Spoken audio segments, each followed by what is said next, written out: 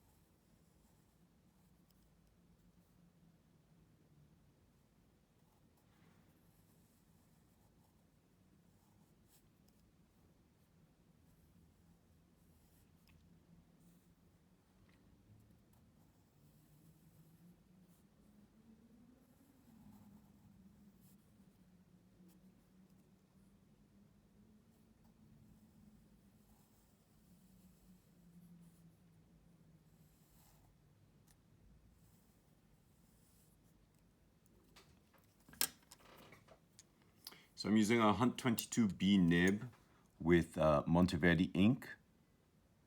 So this is the Erinite ink. Now I might find that once I swap to the nib, that it's actually a little bit more difficult to achieve the same effect.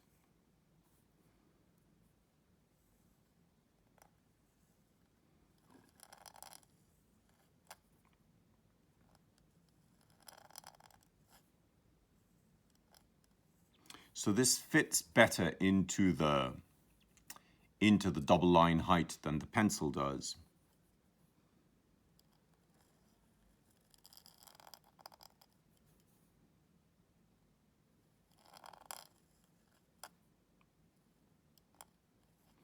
And it's these little things that become slightly more problematic with a pencil, because of course, you know, if you do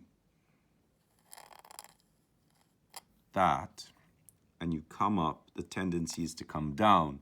So to come up and down with a little pressure and out requires a lot more patience.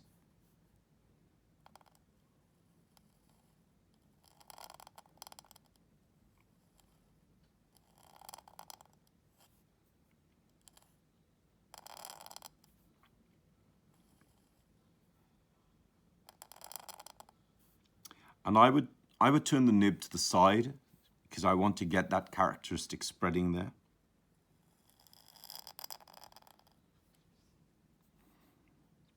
I wouldn't apply pressure at the top here because I'm also having to be conscious of what the nib is capable of doing versus what the pencil can do.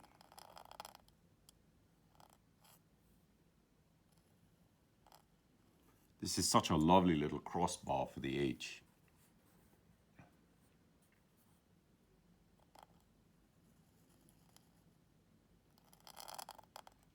And because the nib is so much finer, I'm having to sort of make some really interesting decisions because I took these variations down because of very slight variation. So here you can see I've gone up, up, up, up, up, tight, over and down. Whereas here I've gone up, up, up, up, up, up, up, up, over, under, and down. So it's, you know, it's just a tiny, tiny variation that makes a real difference when you're using a nib.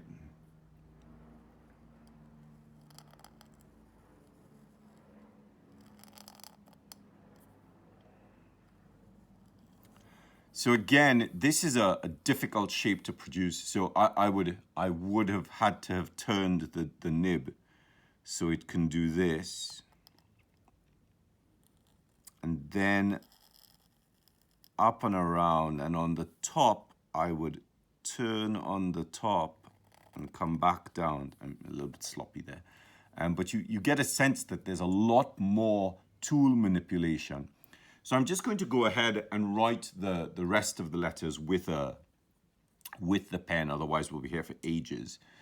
Where are we at? The A. So I'm going to increase the line height.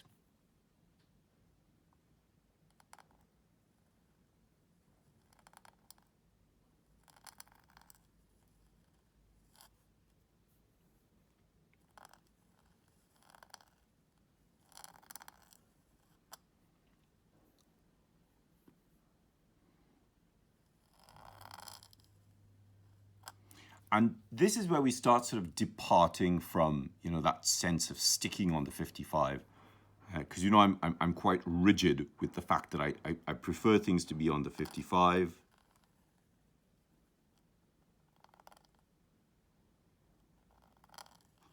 And when I do a B, my B is much narrower.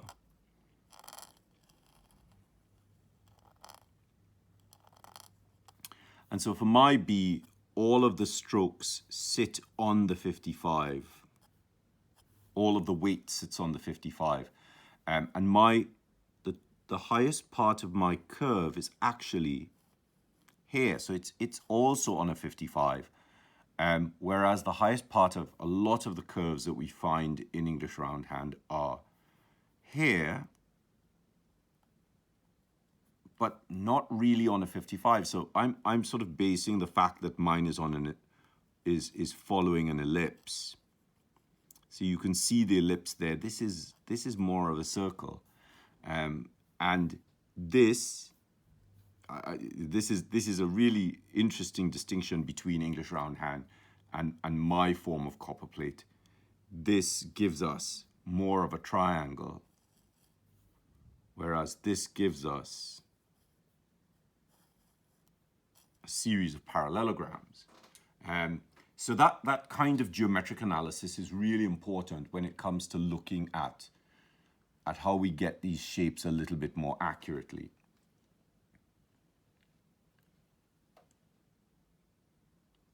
So we're going to move on. Where are we at? So there are tons of S variations.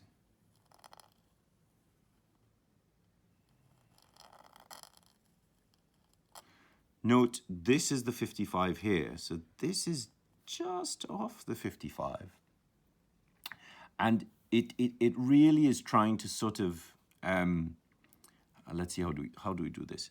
It really is trying to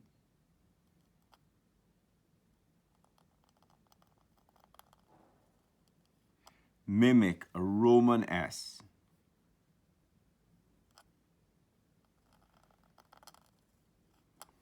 At an angle. So again, that's the 55. There's that sort of not quite vertical, because remember, that's your baseline. It's sort of tilted off the vertical, but it's sort of between the 55 and the vertical. So it gives you roughly about 35 degrees to play with from 55 to the vertical. Obviously, you're not going to aim for 90 degrees. Where are we at? Do we have space here? Let's do this W. So the W is bigger.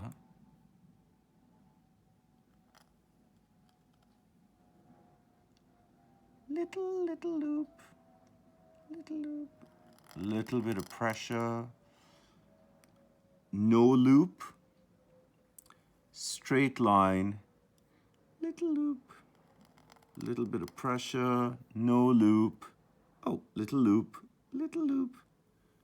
and a smaller loop, and a little wiggle. So, little loop, as opposed to a loop, a bigger loop. So, when I'm doing this, I also ascribe, slightly higher voice, a slightly higher pitch in my voice to showing us to sort of how the line is expressing itself. So I'm going to do one more line, and these vary between 2 and 3. So I'm just going to move this up a little bit.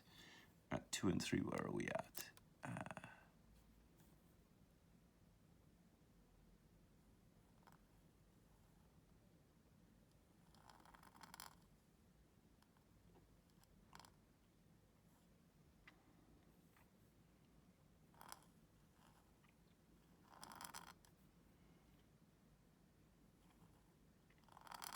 I found this really fascinating with the M's because in a lot of the historical letter forms, this hairline stroke is not the same as the other. And this is another variation of the M.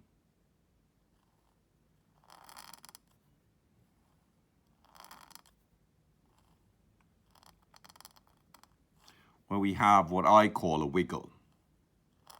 So I tend to dissuade students about the wiggle because it's not on the 55. It alters the structure of the letter substantially. But the way that they coped with the wiggle so these letters are from the 18th century. The way that they coped with the wiggle in the 18th century is really quite ingenious. They used a double pressure release. 1 release, 2 release, and 3. So if you look at these two together, this looks dramatically more compressed than this does because there's a little bit of entasis or wasting in the middle of the line there.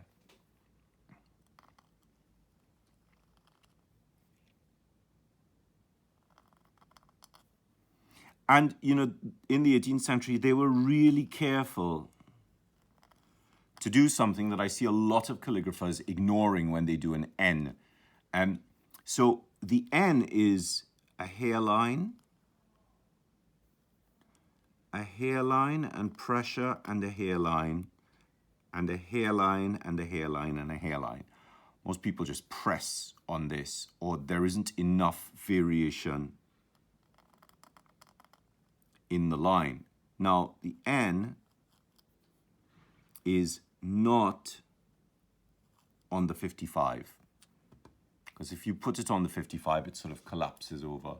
So that's sort of where we've gotten to. I'll just make a note on my sheet so that I know where to pick up from again on Monday. Have a great weekend. Bye-bye.